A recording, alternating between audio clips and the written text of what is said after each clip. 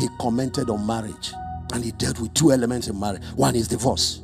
Another way to open hell is how you treat the person you are married, the person you made covenant with. You see, marriage issues mishandled can unleash hell on earth. That's, you know how we're saying you can experience heaven on earth.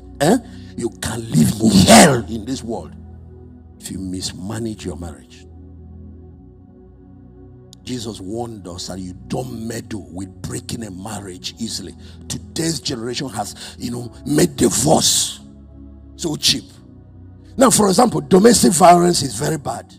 So in trying to solve that, they have also opened another gates of hell and made it easy. Anybody can get up any day, walk away from his marriage.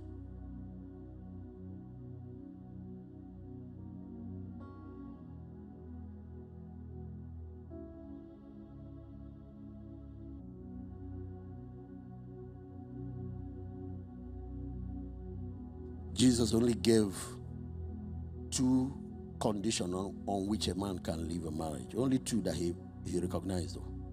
One is infidelity. Even infidelity, you can rise above it.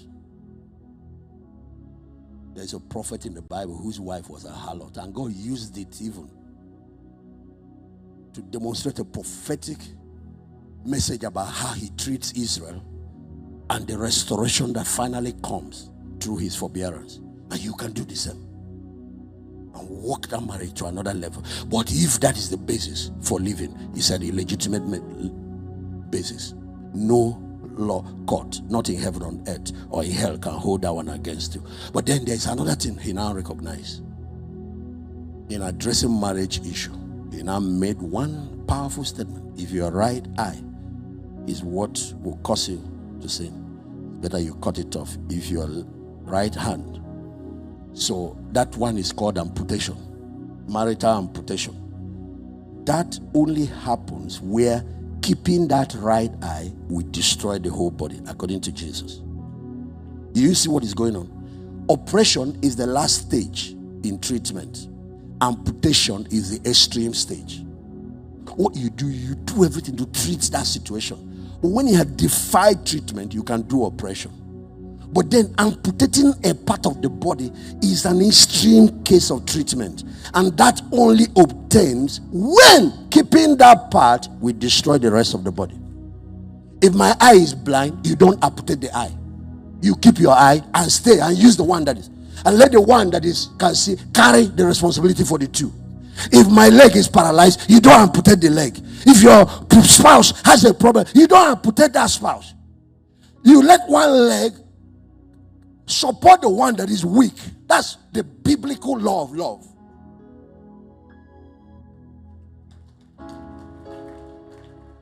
If my husband that used to provide, something happened to me, he can't provide, get up and use your strength and start providing and help him till he comes back. I don't care if it takes 3 years. You don't leave your marriage.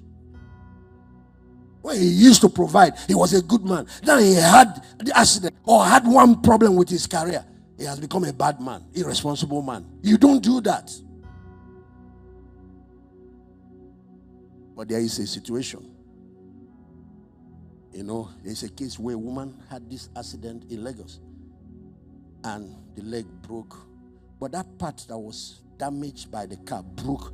They tried to fix it, It was dead. The nerves, blood wasn't going down. From here down, it wasn't going down anymore.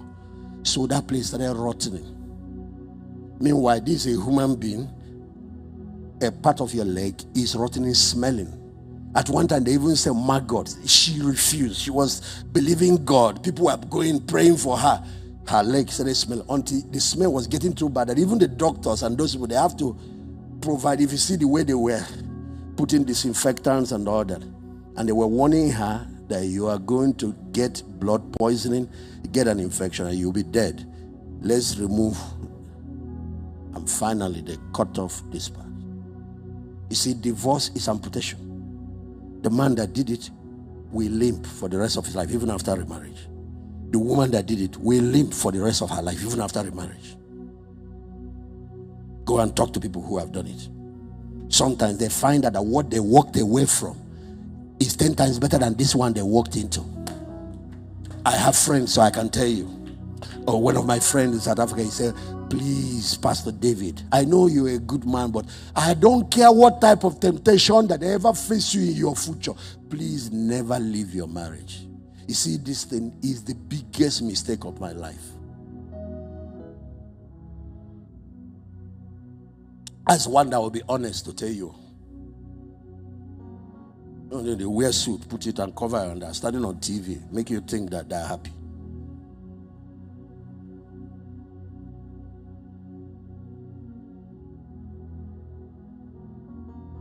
It is when keeping that marriage, situation has decayed to the point that it can take your whole life. That's when.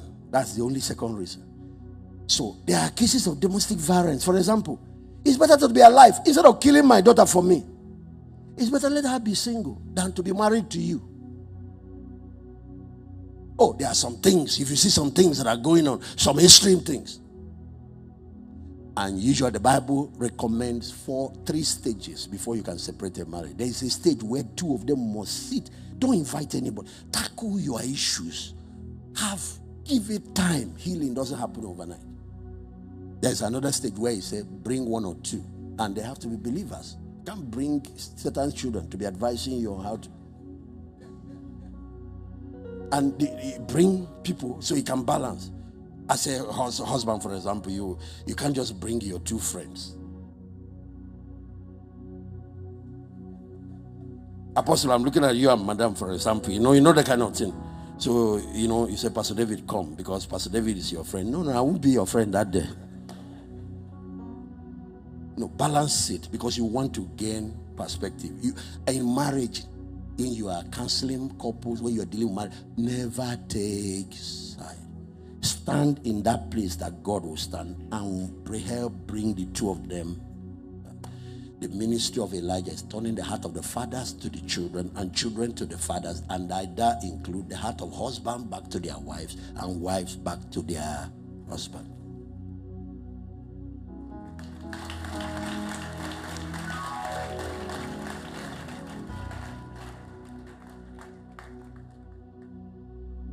Pastors, especially the females, they come, maybe gives you prophet of you take side. Don't do that. Don't do it. If you know you have that tendency, bring your wife along. Give her the liberty so that they will balance.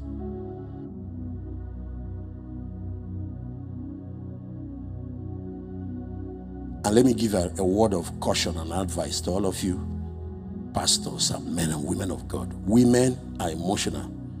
They have a way of always coming, crying. It doesn't mean they are right.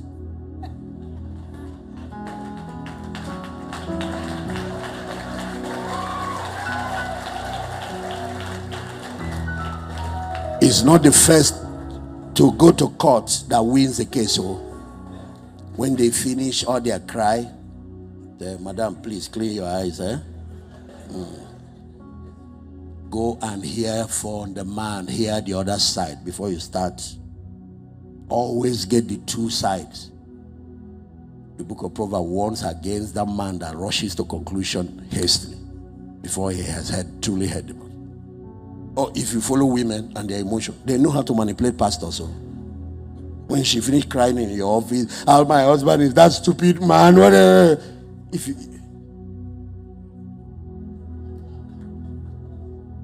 don't pastor with emotion, you pastor with discernment.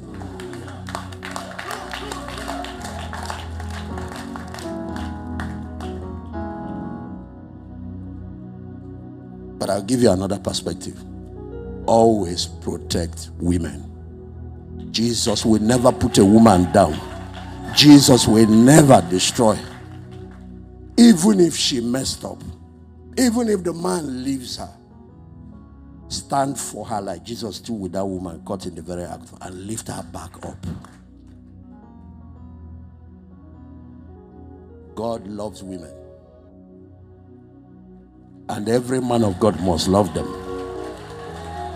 Did you hear what I just said? Especially the one in their life. But God loves his sons. And every woman of God must look after them.